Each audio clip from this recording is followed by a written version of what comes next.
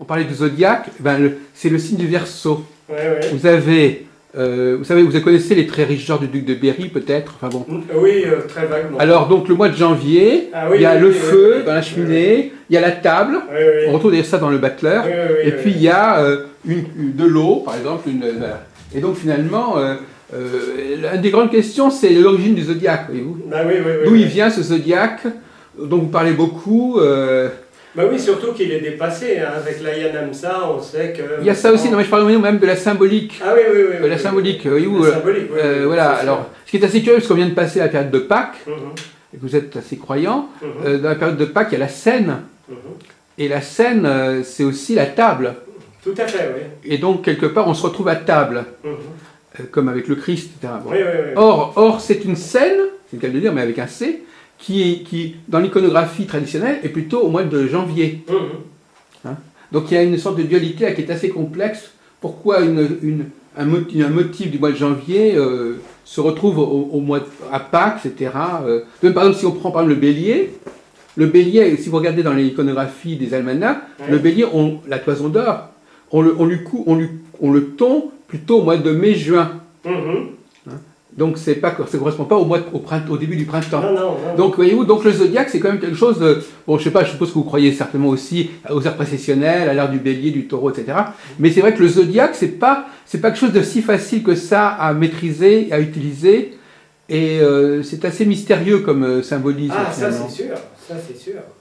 Et moi j'aimais bien la façon de présenter d'André Barbeau qui se basait bien sur la mythologie. Une dernière petite difficulté, M. Agobert, à propos d'Uranus dont on a beaucoup parlé hier soir. Oui. Uranus est une planète qui est plus lente que Saturne. Non. Ben oui, Uranus est plus lent que Saturne. Ah oui, pardon. Oui, bien sûr. Et alors c'est assez vrai, c'est une planète qui est plus lente que Saturne, et en même temps, on n'a pas cessé de parler hier soir du fait qu'Uranus concernait des choses qui étaient plus à court terme que Saturne. Oui.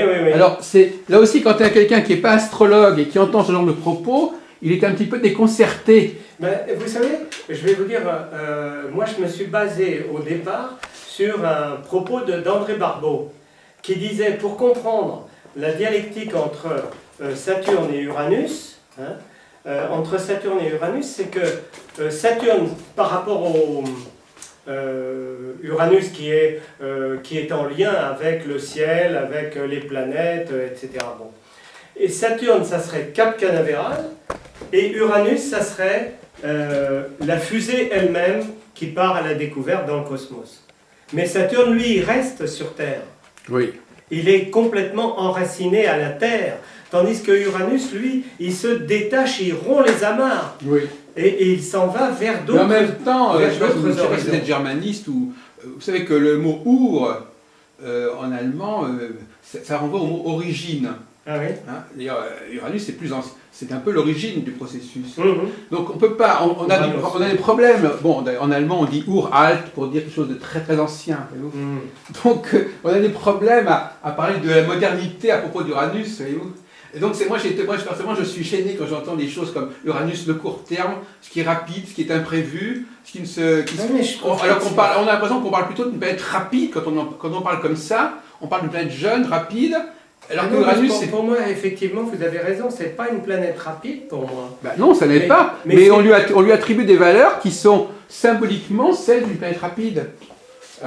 Quelque chose qui est à court terme. La Lune, c'est du court terme par rapport à Saturne. Ah bah oui, ça, c'est mais la Lune, c'est du court terme. Or, Uranus, c'est... Uranus, c'est pas du court terme. Non. Alors, le grand mystère, c'est comment on est arrivé astrologiquement à associer à Uranus ces valeurs-là, qui ne sont pas liées ni à son nom, ni à son cycle, et qui sont liées au moment où il a été découvert, en fait. C'est ça. Il a été découvert à l'époque de la Révolution française, oui. Donc c'est plutôt une dimension d'astrologie mondiale.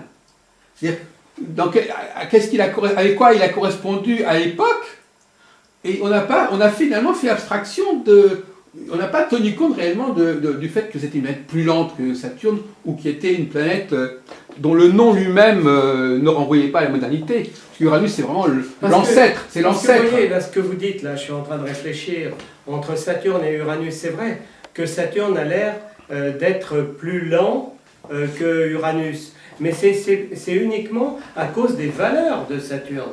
Oui. les valeurs de Saturne sont des valeurs de maintien, où on essaye de garder les valeurs anciennes, et c'est ce qui dure qui est valorisé par Saturne. Oui, effectivement, Uranus a été découvert, le fait que Uranus a été découvert par surprise, il vient perturber l'ordre ancien.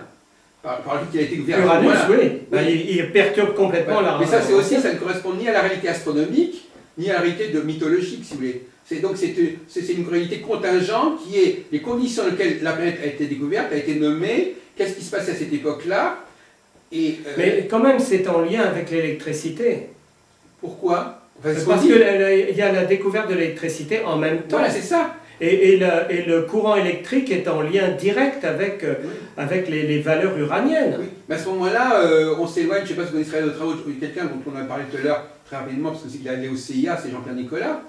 Jean-Pierre Nicolas, il voudrait que toute l'astrologie découle de la cohérence des rythmes planétaires, etc. Voyez-vous. Alors, je ne suis pas tellement d'accord avec Jean-Pierre Nicolas. Soit l'astrologie, il y a trois options, monsieur Agobert. Soit l'astrologie est fondée sur la mythologie, soit elle est fondée sur les structures astronomiques, ou alors elle est fondée sur autre chose. Elle est le reflet de... Bon, moi je crois que ce sont des questions qui vous obsèdent pas spécialement en fin de compte. Hein. Non, ça c'est vrai. Le pourquoi et le comment, du zodiaque, des significations planétaires, vous l'avez appris comme un langage.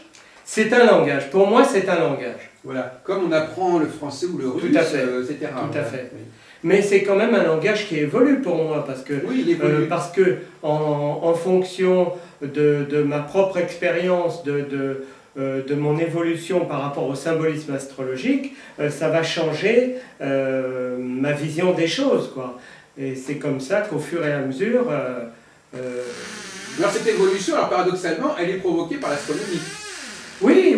C'est les astronomes. Donc finalement, on se sert de l'astronomie pour apporter des éléments nouveaux. On ne se sert pas forcément de l'astronomie pour nous dire ce que sont les planètes.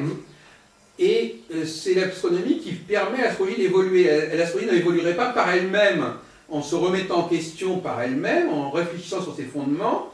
Elle évoluerait parce que l'astronomie lui apporterait un élément supplémentaire qui va se rajouter. Oui, je pense que là c'est le cas par exemple par rapport à Chiron. Hein. Oui. Et il y a une chose aussi où un élément qui est très fluctuant suivant les astrologues, c'est le calcul de la lune noire et de l'influence de la lune noire et comment interpréter la lune noire. Il y a pratiquement autant d'interprétations qu'il y a d'astrologues oui. Sur la lune noire. Alors quels sont les sujets que nous n'avons pas abordés, monsieur Agobert, et sur lesquels vous auriez voulu dire quelques mots? Peut-être sur un sujet où Catherine... Gestas. Non. Iman a abordé sur l'évolution de la science. Oui. Elle a parlé des énergies, etc. Mais il y a deux autres choses qui sont beaucoup plus importantes et qui vont bouleverser complètement notre vie dans un avenir très prochain.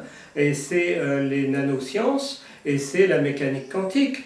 Hein. Et ça va faire évoluer les choses d'une façon absolument incroyable.